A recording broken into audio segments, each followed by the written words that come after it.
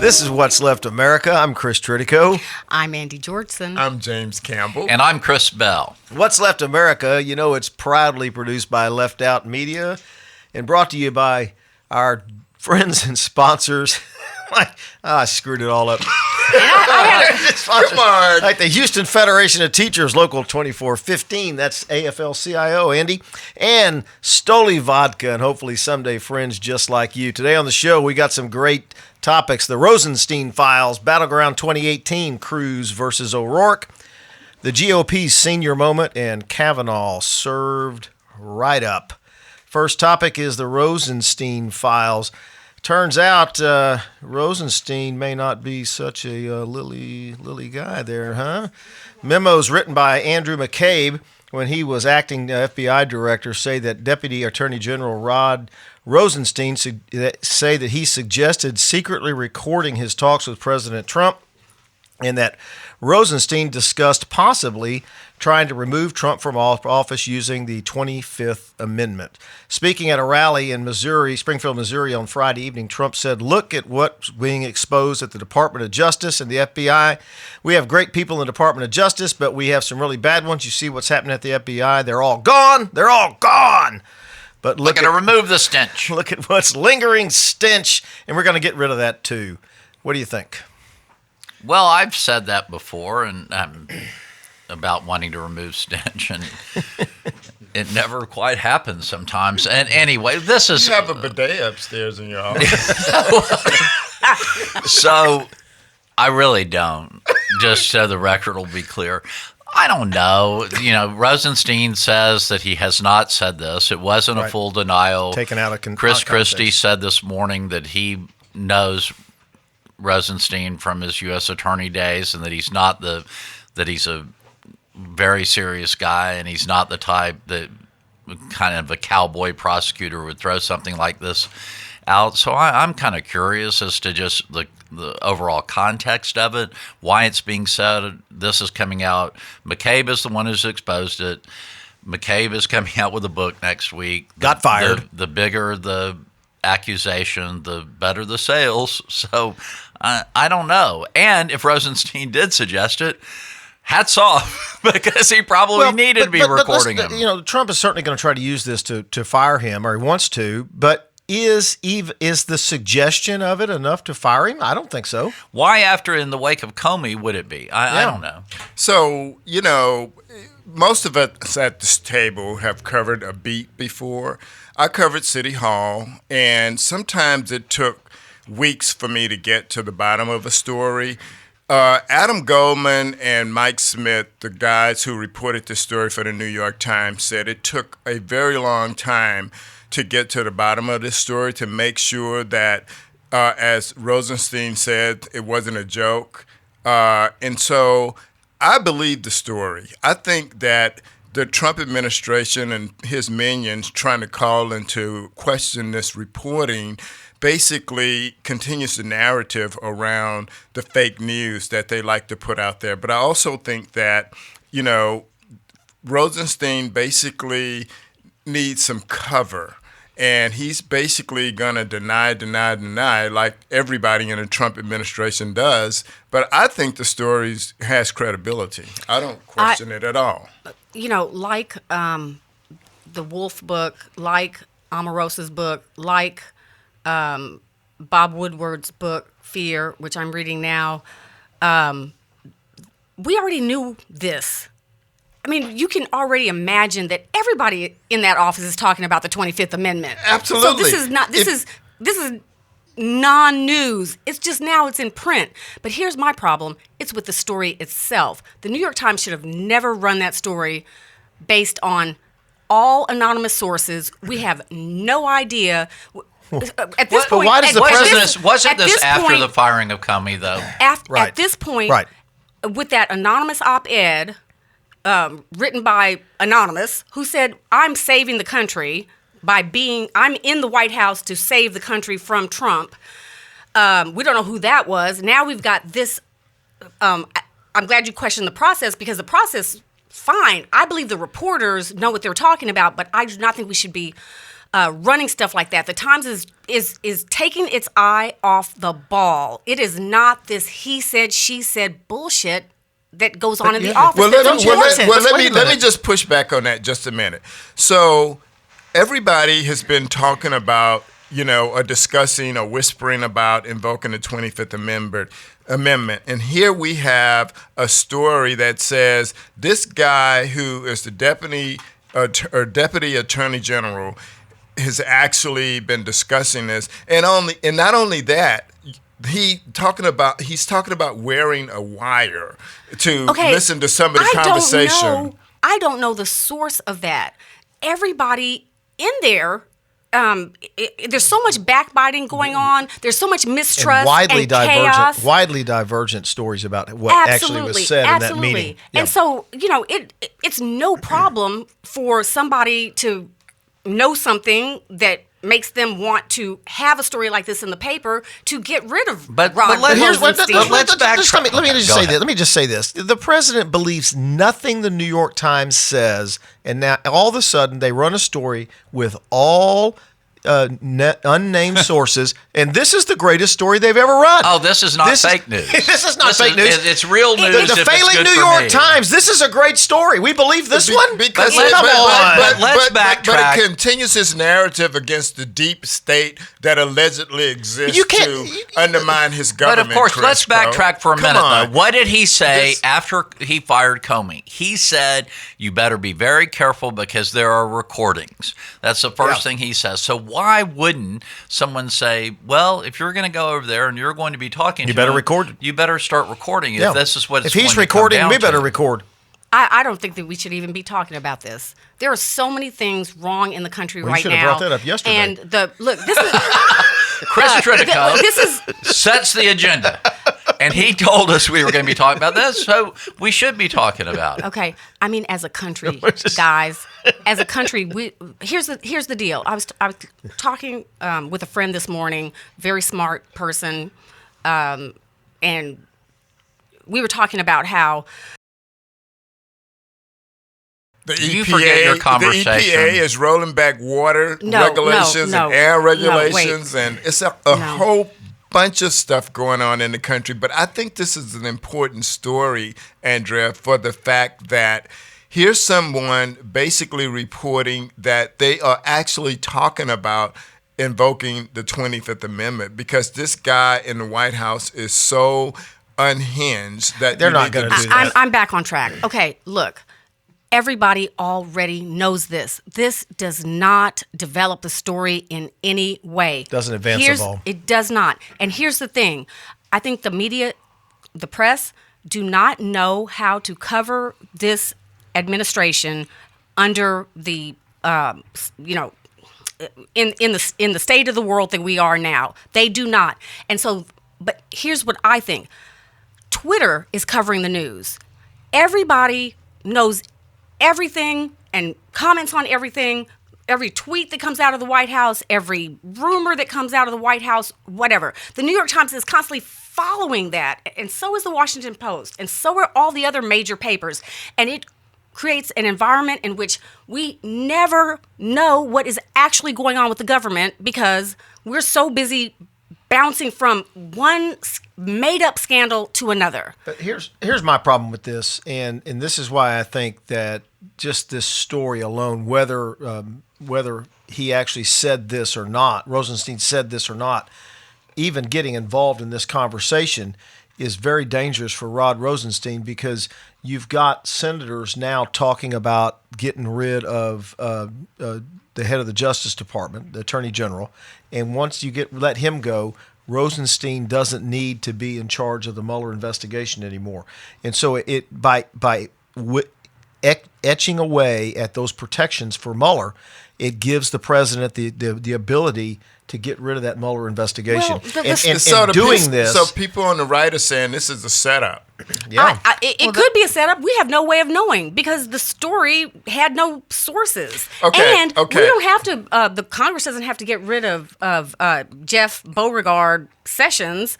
Trump now has cover to just fire Rosenstein. Well, so somebody could have just called up the reporters, planted the story. He said this. Rosenstein, I am sure. McCabe's well, you guys tell me. by. Do you think that that Rosenstein confirmed it with the reporters? McCabe is the one who's saying Michael it. Right, Smith, McCabe said the it. reporter who reported this, says since the day Donald Trump took office, folks ranging from No, law that's not enforcement true. to political appointments to career officials have been unnerved by this president, are more than willing to talk. So I covered beats. Andrea, you covered beats. Yep. You know, there are people who talk to you off the record about stuff all the time, but they don't want to be identified.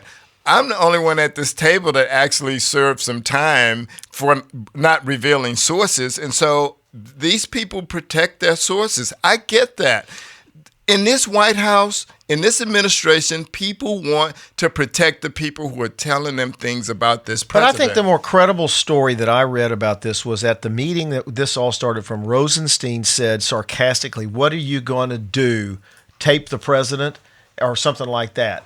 And that really was the most credible way that this was said. But in this Slate article where Michael Smith did an interview, he basically says, look, we got information about this story from several buckets. We got one from this bucket and from another bucket, and all of these people are basically corroborating what the first source said about the 24th Well, Amendment. so now and recording are the we president. saying that you can't, And it's not, you can't record the president? No. Why are people so up in arms about this? Why would it be wrong for them to even suggest this, given the crazy climate they exist in right now? I just don't have it that doesn't matter if you record Trump other. anyway. He denies stuff that's on video that didn't happen. So it doesn't matter. He wants a way out. He wants some way to lower the hammer on this investigation. Right, and that's it's what not going to happen. Everyone's talking about it. You know, everyone's speculating on Lord knows what all Robert Mueller has at this point. And the only thing that's guarding Donald Trump right now is this 60-day agreement that they have that they won't bring forth any indictment. It's not an agreement, it's a 60 policy. days before an election. It's not an agreement, it's a policy. Since I was so wrong last week on the Kavanaugh story being a done deal. Again. I concede to one time being wrong. But I'm going to suggest that Trump will fire him before the midterm elections. Rosenstein? Yes. We'll see. We'll see. And then there won't be anything to stop him from appointing someone who will fire Mueller. The thing about it is, I think that is a very bad scenario, but I don't think that investigation is going away. It's not like Mueller has the only copy of all the evidence in his briefcase, and he's going to take that home with him. And I think firing Mueller at this point is not going to close this investigation down. And I think what they know will get gift wrapped to state governments and prosecutors who will take it to another level. Well, all right. Let's move on. think that. Let's move on. Battleground 2018, Cruz versus O'Rourke. It was assumed that the Democrats could not take the Senate until just about 6 weeks ago. It was assumed that no Democrat could win a statewide race in Texas until about now. Beto O'Rourke, and the Democratic congressman from El Paso, has moved into a virtual dead heat with incumbent Ted Cruz in their first of the three debates at Southern Methodist University on Friday, past Friday, September 21st. The two had a bare-fisted debate. I mean, it was a knockdown, drag-out. It was pretty funny, man. It was like every time that Beto said something, Cruz says, Hillary Clinton. That's right. It was all about Hillary. Unfortunately, he didn't say it like that. It was much more nasally and slimy the way he said it. Can you give me a Ted Cruz? Well, I really can't because my voice is so. You have to hold it's your sort of like nose. Charlton Heston, the You voice have to hold of your God. nose and do it. But that's not what's wrong with him. Not just his voice. Cruz, yes. So he's an awful person. He's an awful person. There's a lot of things wrong with I think I called him odious in an earlier podcast. You did. But wait a second. So Ted Cruz has this reputation for being a master debater. But now I know why. So does Chris Bell. Because he, yes, indeed. But now I know why, and that is because he just lies. He just makes up things and then the person he's debating has to spend all of his time swatting down these straw men. And I saw him do that last night, and the people who like him or haven't made up their mind about him yet are going to be swayed by this because they don't know any different. He wins the debates by making up lies. Basically, so in all seriousness, I thought that O'Rourke did a wonderful job in basically painting a vision for a new kind of Texas and who we are as a state. And he basically rejected all things Ted Cruz. He basically reached out to all Texans, I thought, in the debate, talking about jobs and advancing people, those white working class people, the African American community, talking about prison reform and how people don't have the right to vote because things that happen in my life, I'm still able to be elected to Congress, but African Americans and Hispanic men who feel like jails aren't able to even do that. They don't have that right. And he really talked to the core and the heart of who we are as Texans. Well, and I think that's what's most interesting about it, because if you look at any other state that's in play right now, and I saw this online, that most of the Democratic challengers or incumbents in some instances are just playing the old game of saying how much they've worked, get along with the other side and how many Republican positions they have championed along the way. And here you have Beto O'Rourke saying, no, these are our positions and we're going down the line. And if we're going to win, we're going to bring more Democrats out. And personally, I think that's the only way we're ever going to win in Texas. We're not going to do it by getting Republicans to like vote us. Democrat, Yeah, right. because most of the Republicans, as we pointed out last week, who are leaving the Republican Party are saying now they're independents. They're not saying now they're Democrats. And so that's where Republicans go when they want to leave their party. One of the biggest fights on the whole debate was over the Dreamers. I thought it was a pretty good spar over the Dreamers and their divergent positions on that. And Ted Cruz took a pretty hard line on that. Illegal? No. I mean, and that was just pretty much it for him. Which is so stupid. I mean, I'm sure he thinks it's incredibly clever to say 4 words: illegal, right. bad, good, legal, good. Right. But that's not really the truth at all, because legal immigration is being thrown into the mix as well under this administration. And to pretend that people here legally are not going to be impacted by all of the negative publicity that's being thrown down upon the illegal immigration is ridiculous. It's not good for anybody, and it creates something that I think a lot of people here in the United States are completely against in terms of the overall attitude. Is tying Hillary Clinton to O'Rourke going to work? Maybe with some voters, but I think people who hate Hillary Clinton don't necessarily have to hate Beto O'Rourke. But I think what he's been able to do is basically separate himself from Ted Cruz on key issues for Texans like health care. Talked about how Texas turned down $100 million. That was really effective. And I thought that, the way he talked about that and saying, look, we still have the highest rate of uninsured people in the country. That's not something to be proud of. That's like Mississippi level kind of ignorance that we have going on. Mississippi has fewer uninsured. Yeah.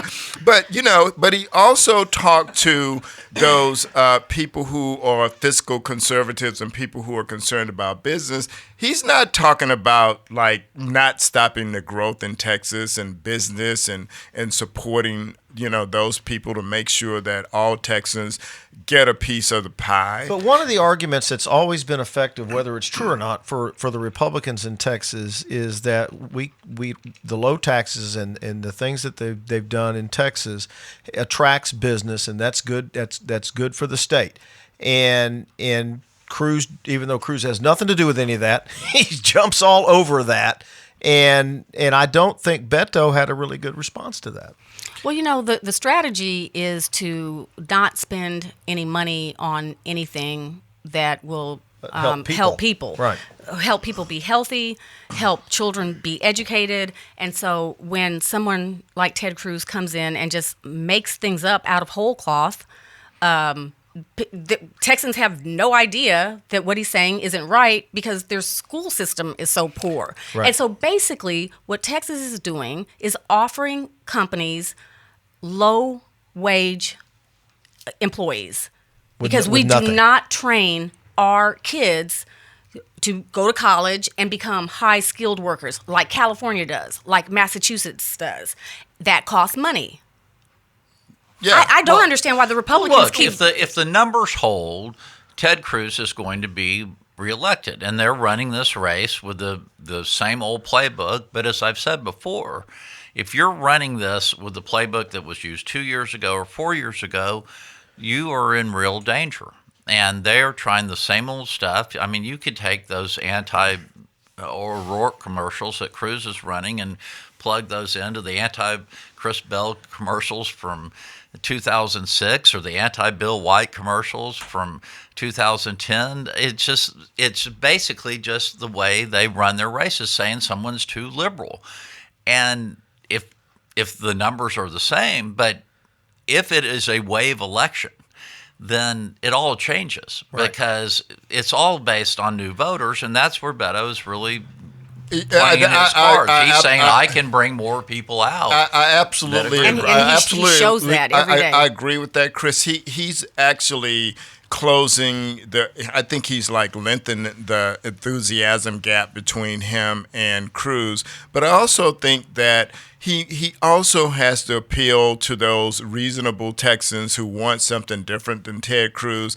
Ted Cruz was trying to basically say, this guy wants to overturn the Second Amendment. And Beto was saying, no, I'm not saying that at all. What I'm saying is, I don't think you need an AK-47 to go hunting. And so, he's talking about reasonable gun reform. The same thing that we're the majority of it, that the governor of the state's been talking about. Agree. And so, I think that Beto is running a really smart race in terms of reaching out to all communities, but he's also reaching out to those Second Amendment people, those NRA folks who thinks that everybody that runs on the Democratic side wants to take away their guns, and he's not saying that at all. And so I think that's a smart strategy to be able to kind of split yourself and talk to different groups of people with your message. That's what happens when you're thoughtful.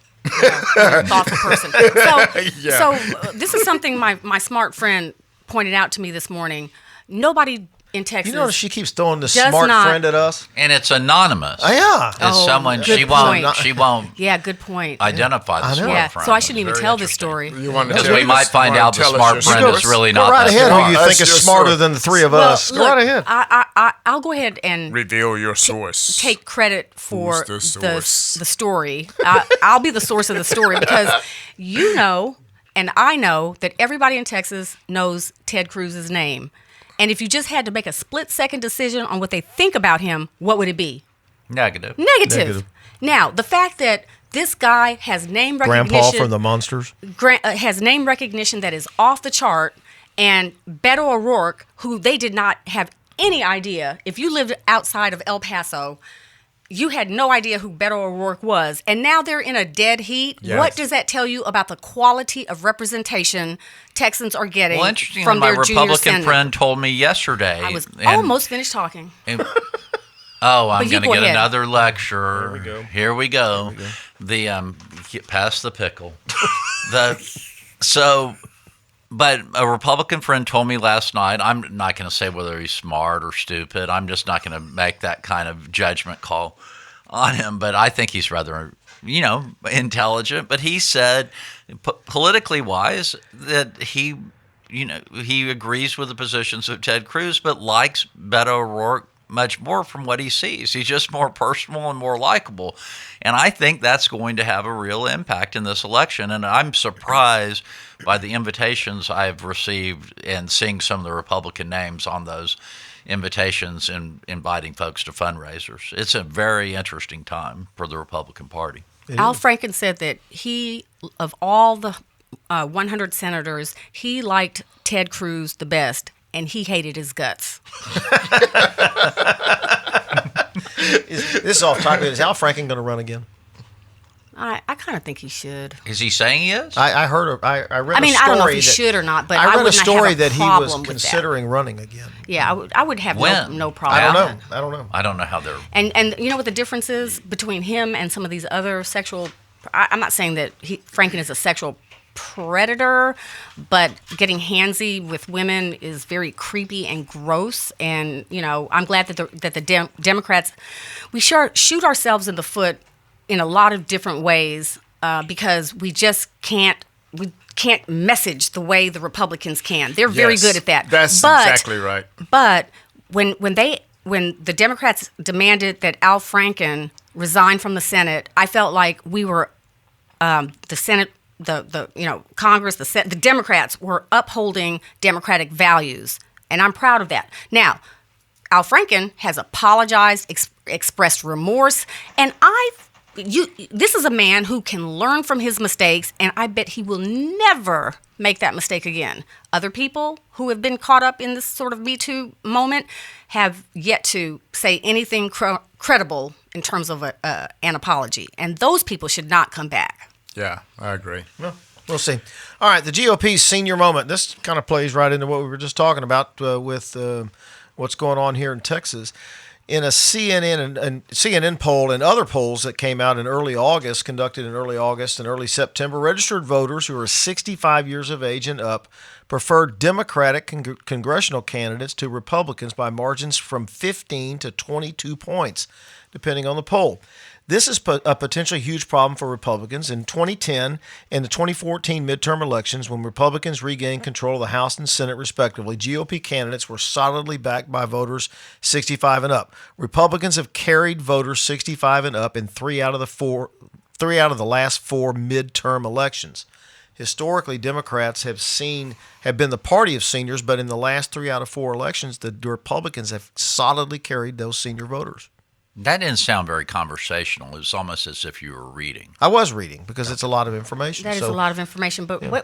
What the heck does it mean? Well, it means that the Republicans are screwed, basically. It means if you really cut down to the bottom line, because if the Democrats have that big an advantage with the people that are going to vote, who are religious about. That's right. They always vote, and that's the key here. Then it is, and that pretty much reflects only in bigger percentages what they're seeing all over the country in terms of the Democratic advantage. And come on, we're getting closer and closer to Election Day. Look at what you're seeing on television. John Culberson, who's our congressman here in Houston, with a very competitive race in the 7th Congressional District against Lizzie Fletcher, has never acknowledged a Democratic opponent in the last, since he's been elected back in the 90s. Right. And now running all these negative ads against Lizzie Fletcher that are absurd and off the rails. And so they're in full panic mode. And well, they should be, because as I think we've been pretty much on top of on this podcast, the only thing that will reflect or be even comparable to what we're going to see here in November is 1994 in reverse, when it was the Bill Clinton midterm and the Republicans started the way with the contract for America. With Newt Gingrich. And they walloped. Yeah, crushed us. Yeah. So one of the things that seniors are concerned about is Medicaid and Social Security, and Republicans have always kind of whispered in the wings about Republicans' eyes on those two programs. But I think this is an opportunity for the Democrats to maybe siphon off some voters to add to this so-called blue wave if it happens. It still remains to be seen whether it happens or not, but I think they also have an opportunity with Latino voters and millennials. And if you could get the seniors to come your way, these reliable voters, that blue wave could possibly happen. Historically, senior voters were Democratic voters with the New Deal from Franklin Roosevelt, and then Lyndon Johnson with health care coverage and the entitlement voting. The senior voters had always been Democratic voters, but social issues moved the senior voters over to the GOP, and they've been solidly Republican voters. Nothing? You got nothing? Well, the social issues moved a lot of people over the GOP because they felt like the Democrats were compromised and they weren't going to protect them any better than the Republicans on those issues, the pocketbook issues that they had cared about so much. And if they didn't feel like they had full protection from the Democrats on that, then it shifted to the social issues, which they never agreed with the Democrats on. And Obamacare, they were sold a bill of goods by the GOP on Obamacare, and they solidly backed the Republicans on that. Well, and come on. I mean, race is when you really go down the line on age, race becomes the defining issue. And that's another reason I think the Republican Party is screwed going forward, because young people have a completely different attitude toward race and sexual orientation and everything else than older folks do. And older voters still are driven by a lot of those issues. And now, if they're not going to fall for all that crap, then they've wised up. Yeah. Oh, there she is. There she is. That's funny. All right, let's move on. Nobody liked that topic, I guess. So let's move on. I did. Yeah, I did too. Thanks for throwing it in. I think you're welcome. I know the rest of us did a lot of work on the topics this week. Yeah, but, everybody jumped right in. All right. Kavanaugh served up. This was actually the single thing that carried everything all week long. Brett Kavanaugh was on track to get his vote in the Senate. He was going to be confirmed. And then enter Dr. Christine Blasey Ford, who said, wait a minute, he tried to rape me. And that kind of threw it off. The Republicans, for about 2 minutes, were open to hearing from her. They were comforting, they were caring, and then it all stopped. Then the incubus popped out. That's right. Well, look, I don't think this person should be confirmed, whether he did this or not. But that's neither here nor there now. Why? Why is it neither here nor there? Why do you not?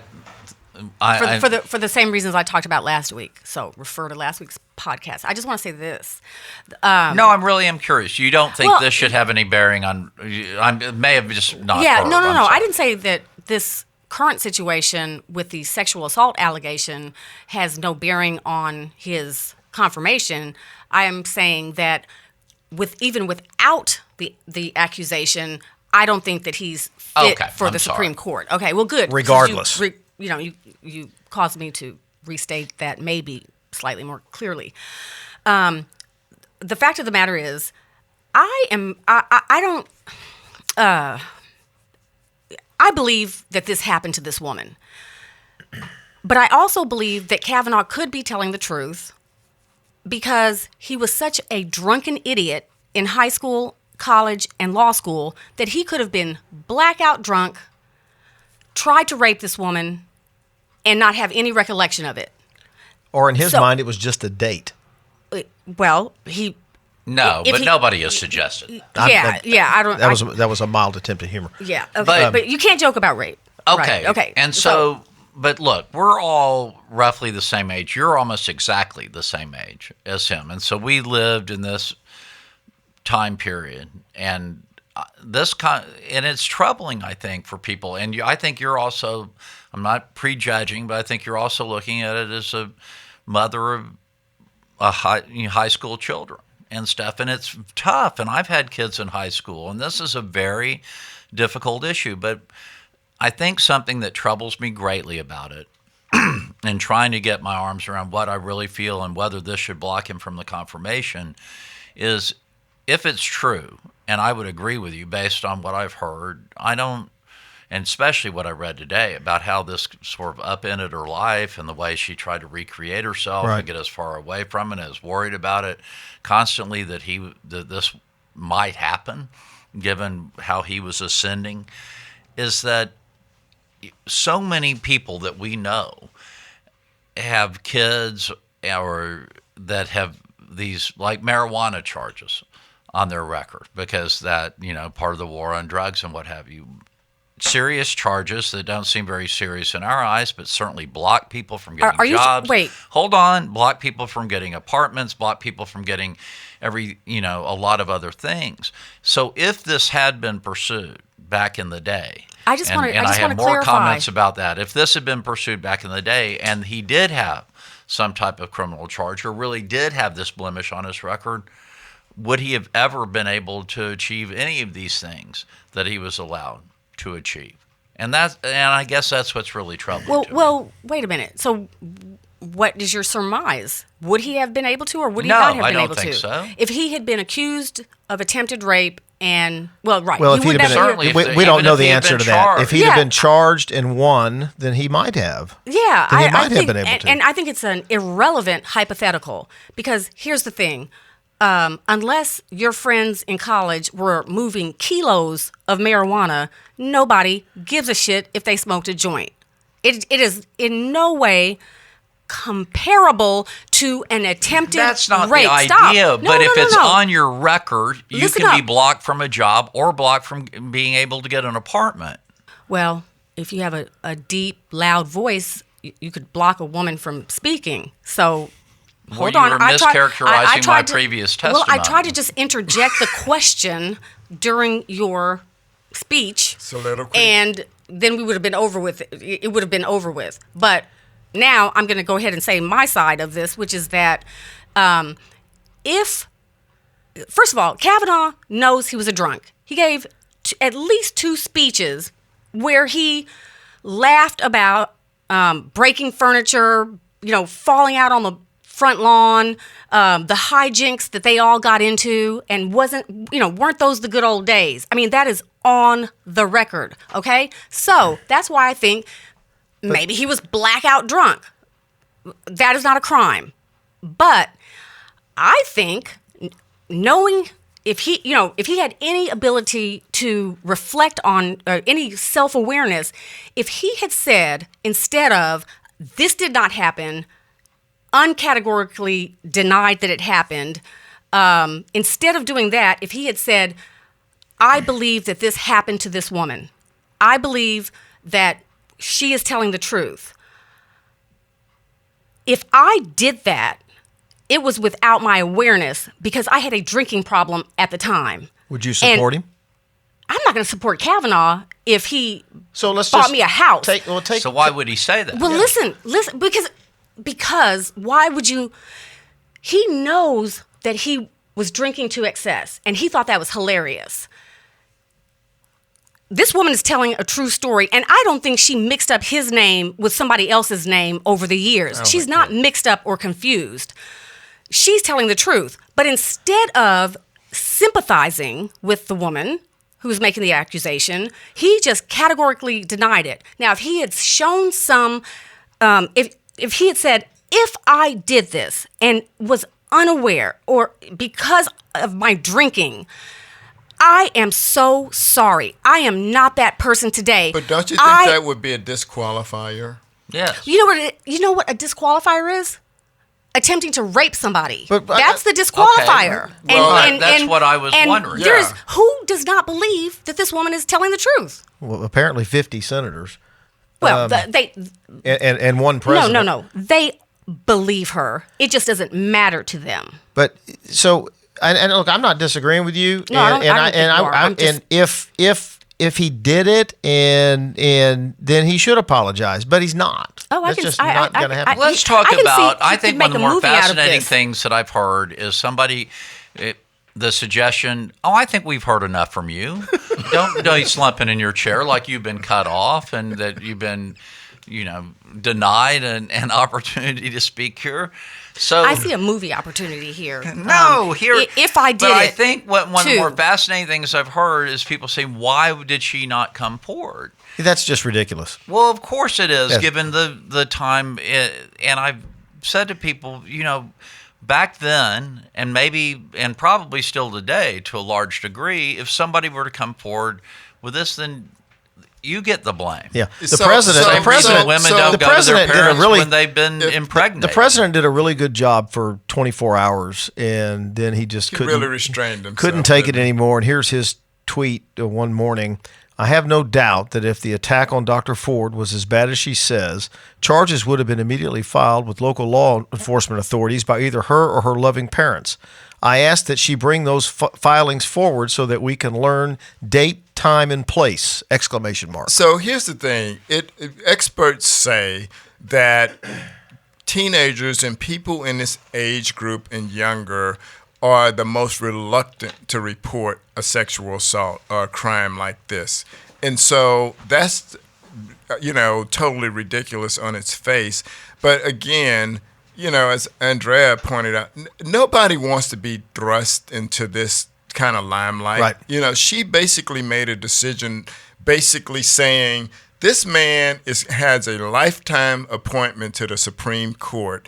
And if I don't come forward, this guy is going to be confirmed with nobody ever knowing about this. And after the fact, if I say this, people will be saying to me, well, why didn't you come forward? Why didn't you come forward, right? And so, I think that there's no good. Her story is totally credible. It's not unlike, when Clarence Thomas tried to play the victim and say he was a victim of a high-tech lynching. Well, Brett Kavanaugh deserves this because he basically got through that confirmation hearing as a Teflon nominee, in my opinion. What gives her story some credibility to me is the witness she named. You don't name his best friend as the witness knowing that guy is going to come out and say, I didn't see that. You name your best friend. Yeah. Look, if the Judiciary Committee wanted to get to the bottom of this, they would subpoena Judge. Isn't that his name? Yeah, Mark Judge. Mark Judge. They would subpoena him. Right. And then he would face, he would have to contend with perjuring himself. Well, he's going to be... That's why they won't do the FBI investigation, because well, if they went around and talked to people, they don't have to bring the FBI in. They can subpoena whomever they want. Right, why not get to the bottom of this? But of course they should do an FBI investigation, and then if people lie, then that's a federal offense. That's why they're not doing an FBI investigation. I understand that, but they do not want to get to the bottom of this. I'm saying that they have the power within themselves to bring anybody they want to testify in front of the committee. As far as I know, obviously a lot of people at that party. As far as I know, this is the first time in history that they haven't done an FBI investigation on something like this. First time in history. And this is all a political game by the GOP to shove this through so that we don't get the full story and they can get to the vote. But the political price to be paid could be enormous. It's right, because when President Trump started attacking her, you know who he ticked off? Susan Collins. And she's under enormous pressure to vote against this guy. And by ticking her off, that may put her over the edge. And I can't think who's the other. Flake and he's the one who's demanded that she be heard. That's and right. And he and certainly. Claire McCaskill. And those two, Claire McCaskill and Susan Collins, if they lose those two, and they are the ones, the two women senators in the GOP. Well, Claire McCaskill's on the Democratic side. I'm sorry, Murkowski. But here's the thing, Chris. Alaska, Lisa. Yes, Lisa Murkowski. Why does a decision like this have to depend on the women senators? Because there should be some men in that group of people who are going to be voting on this. You would think anyone who's ever raised a child would be looking at this saying, I can't do this, but they're not. Okay? Yeah. They're just not. And if Jeff Flake has nothing to defend. He's leaving the Senate. Got nothing to lose. Yeah. He's got nothing to lose. But I believe he's already said that he's going to vote for him. He has. So that's pathetic. Yeah, he has. But let's take this a little bit further before we run out of time. Trump's tweets and his attacks on her, and they were trying desperately to keep him out of this, but his tweets and his attacks on her have really sparked some outrage. Is that going to have, nothing ever seems to, but is going to have any legs? Is it going to do anything in the midterms? Is it going to have any effect? I think so. Oh, I think both sides have to win. Because, if the Democrats back away from this, we're screwed. If the Republicans lose this guy, they're screwed. Both. So this is a huge fight. Well, you look at a year when all the energy, or the majority of the energy, has been driven by the female vote, and women getting involved and all these successful women running for office. And so basically here, just less than a couple of, well, early voting is already starting a lot of places, right. And it's just on the eve here in Texas. But you basically just poured gasoline. And they should. Democrats should be running on this right now. So after the Clarence Thomas hearing, that was like the midterm election was like a year away, and 6 women senators were elected to the Senate. The midterms are like a month away, less than a month away. That's an awesome precedent. And so, yes, it's going to make a difference because this is going to further piss women off. And so those suburban women, those millennials who are snowflakes are going to care about this, and that may drive them to the Mitch polls. McConnell's got, and some of the senior members of the Republican Party got blinders on at a event, a conservative Christian event Friday night. Mitch McConnell said, keep the faith. Don't get rattled by all this. We're going to plow right through it and do our job. In the very near future, Judge Kavanaugh will be on the United States Supreme Court. In other words, it doesn't matter. Well, for Christian conservatives, the evangelicals have already shown that they've sold out. They don't care. Well, but James brought up Anita Hill, and the Republicans thought they had scored a big victory, and it led to more Democratic women being elected, or more women being elected than at any time in history. Right. And the Republicans can't help themselves. They are going to attack her and make her look like she's a liar. Right. And they've already started that process. And the Sunday talk shows this morning were fascinating in that regard, because finally, I guess it was Matthew Dowd on ABC talking about for hundreds of years that this has been the play, always trying to downgrade women and always make them sound like they're lesser and less than truthful. And if they go that route, which they will because they can't help themselves, I think there will be a huge price to pay at the ballot box. All right, let's move in out of left field. That's it. Who wants to go first? I'll go first. So last week there was a comment made, and I know this is a political show, but we're going to interject some sports in it. But last week there was someone who said that may have been the most inept quarterback decision I've seen in the NFL. When you need a precision decision making, you can't count on a black quarterback. Now, if that had been made by just a rabid Texans fan, I get it. Rabid Texan fans say all kinds of crazy stuff.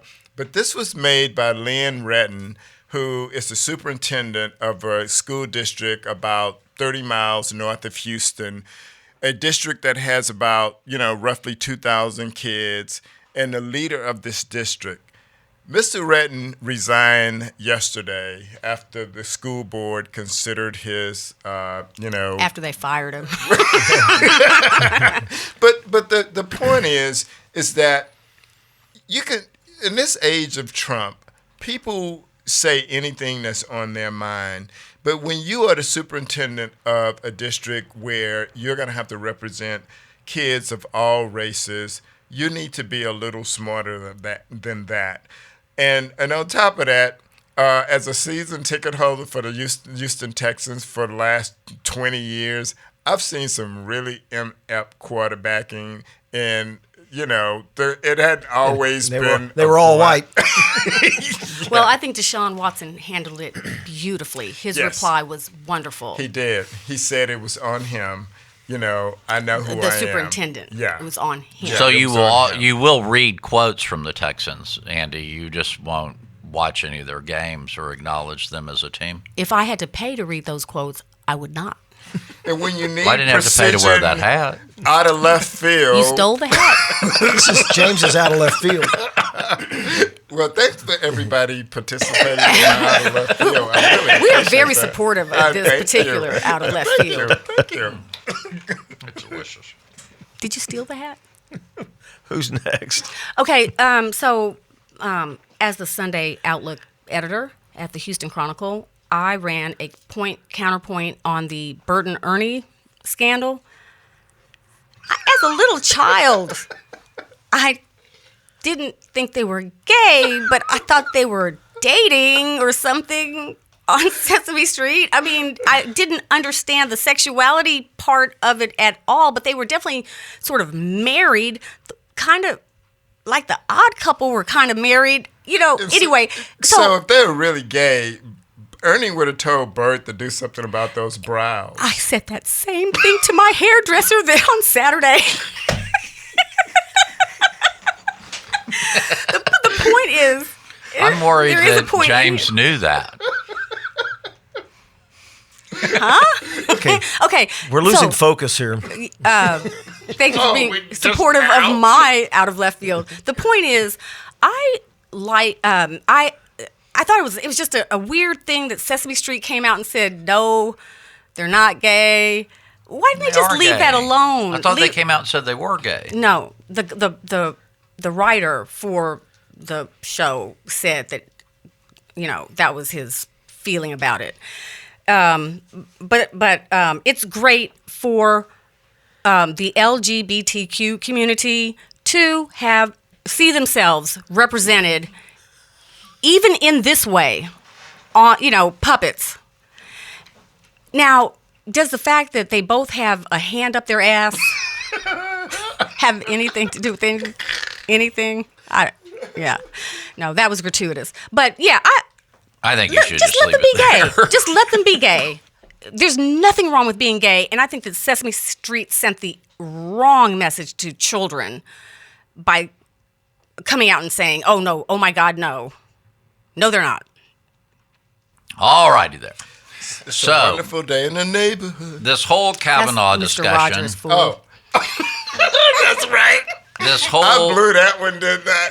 This whole Kavanaugh discussion has led to some very interesting comments. And so last week, and I don't know if you got to say it on the air, Chris Tridico, but when we were discussing it before the show, you were talking about Mr. Judge's statement, the witness, that said he had no recollection of the event, and you said, forgetting that you had an Orange Julius at the mall with someone is something you might not have any recollection of, but watching someone rape someone, you probably would have a recollection. And I thought a lot about that this week, and 10 years ago, because just a couple of weeks I'll go to my 40th high school reunion.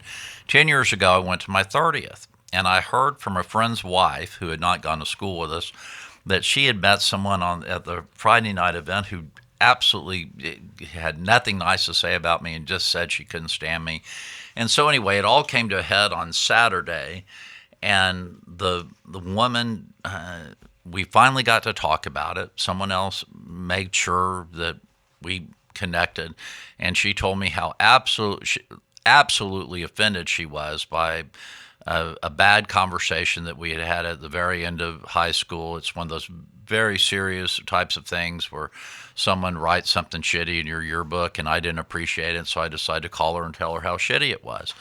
Well, she had held on to that for 30 years, and I found that to be interesting because I say so many shitty things to people that I can't remember them all or catalog them, but it was serious to her, and I'm glad she pointed out. It was something that she had carried with her for a really long time, and we got past it by talking about it. But for people to say that the recollection could be foggy or that you can't remember this or you can't remember that from high school, I think some memories from high school are some of the clearest that we ever experience in our lives, either because of the happiness they bring or the pain that they bring. And in thinking about that, I regret what happened. I'm glad we were able to get past our 30th reunion, but I think as we hear testimony this week, it'll be very interesting to take that into consideration. I think this woman accusing Mr. Kavanaugh, or Judge Kavanaugh,